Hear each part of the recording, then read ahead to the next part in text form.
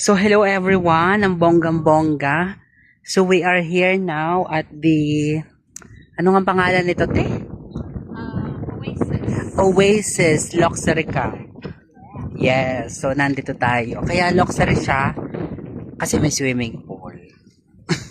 Yung kabila kasi wala. Ito may swimming pool siya. Ano, with free dust. So yan, Oasis yung pangalan. So that is the dining area. And then doon sa unahan nun is yung mga round cup, ano. So ang pangalan to Aldewan. So yan. So yan mga ganyan, mga VIPs yan. So sa amin yung mga square. Pero bongga yung talaga, bongga. Bongga yung loob talaga. This is the swimming pool. So there is a rules also in the swimming pool. You require there is 8 children under 12 years old and must be followed by a person also 18 years old.